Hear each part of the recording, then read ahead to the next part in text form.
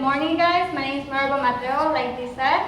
My name is Tony Gatica, and even though we might have different last names, we're siblings. I am recently a second-year college student in California State University of Fullerton, majoring in civil engineering. I am a sophomore high school student in the city of Santa Ana, and I also want to major in civil engineering in the future. We are from Orange County, California, and we have been part of KidWorks for the past 5 years. And we are here to talk a little bit about how we were able to receive a $2.3 million grant for a bike lane we advocated for in our city. To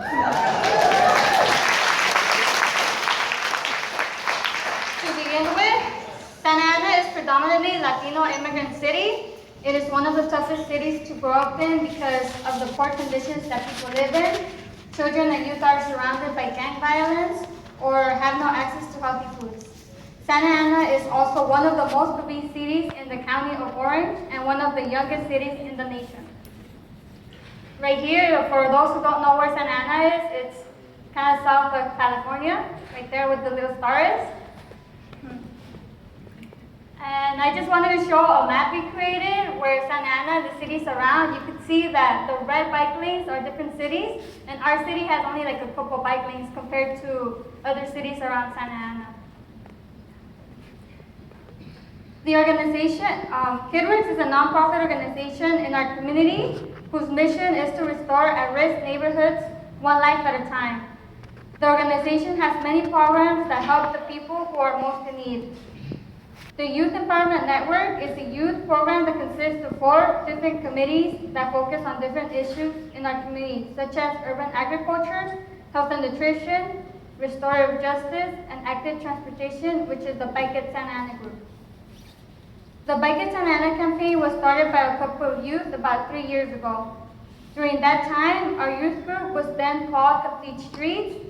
They received a grant to work on a campaign of our choice along the lines of active transportation in our community. At that time, I remember being a sophomore student in high school, and my brother here was in 7th grade, and our family of 6 were struggling to live in a single room with a family of 6. In addition to that, our dad had recently been in a car crash, and the car ended up useless. My dad was the only one working at the time, and he did not earn enough money to buy another one or to fix it. So our only mode of transportation was walking. But soon, some places were too far to walk. So we decided to walk in order to save money and time. For a while, my dad used to take the bus to work since he had 2 jobs at a time. One of them was 2 cities away and the other was 3 cities away. But it was too expensive for him to buy bus passes, so he decided to start biking. My dad would bike over 30 miles a day, and my brother and I would only bike around 8 miles or less to go to school, home, and KidWorks. As we started to bike more often, we started seeing the problems that every cyclist has to face on a daily basis around our community. Throughout our route, we noticed that some streets were missing sidewalks and were just too dangerous to walk and bike in. And that is when the first incident happened. Our dad had been hit by a car in the street of Santa Ana. Around the same time, we received a grant to focus on active transportation. We decided to focus on the infrastructure of the city. We started by developing a survey that would help us determine what streets were mainly being used by cyclists and which concerned the community the most. We chose different intersections to stand by, and as cyclists passed by, we would ask them if they had a few minutes to take our survey. We collected approximately 200 surveys during a 2-week span. We also focused on the streets that were mostly used by youth to get to school. We analyzed the results and ended up with 10 streets that were the most important to the community.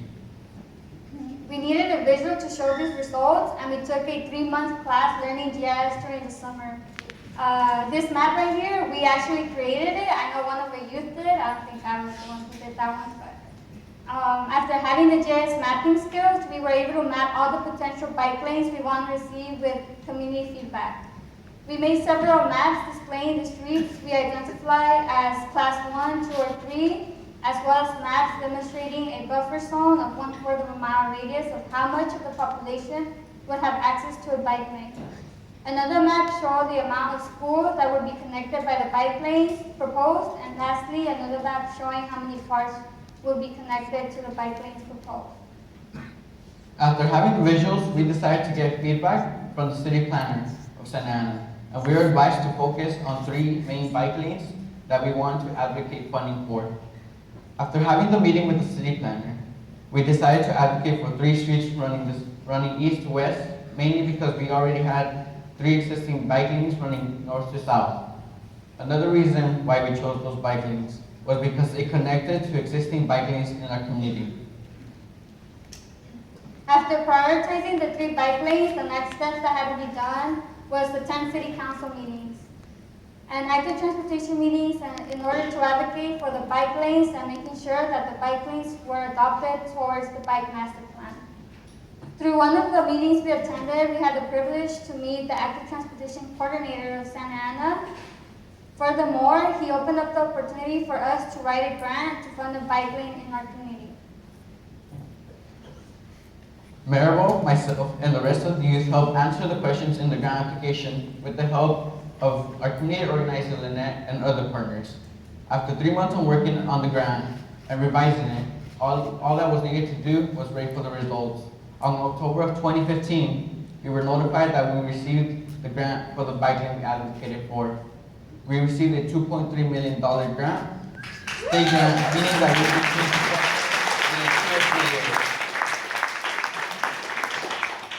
The grant will also fund bike education for the schools that will be connected to the bike lane. So we are hoping to be part of educating and training the youth as soon as the bike lane is implemented.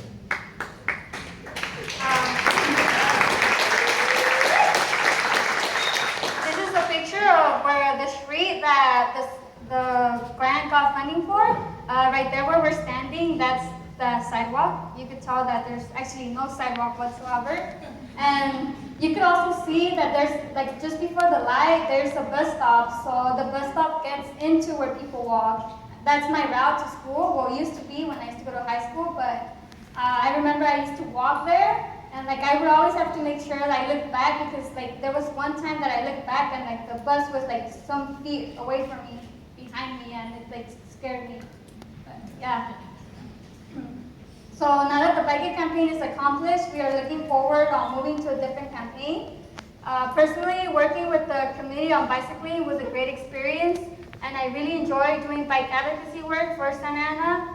What I learned from this experience was that even though the bike campaign was a 4-year-long process, my time commitment was worth it, and I felt I was making a change in our community for the better. I'm looking forward to biking in the future bike lane of Santa Ana. I have learned so much through the 4-year process. I have gained a lot of skills as well.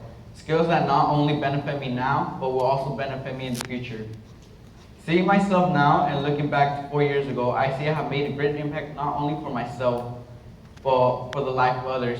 I am proud of myself because I committed to this project, and as a result, we received what we asked for. It is amazing seeing youth leading a successful project because it encourages other youth to step up and be the change they want to see in the community.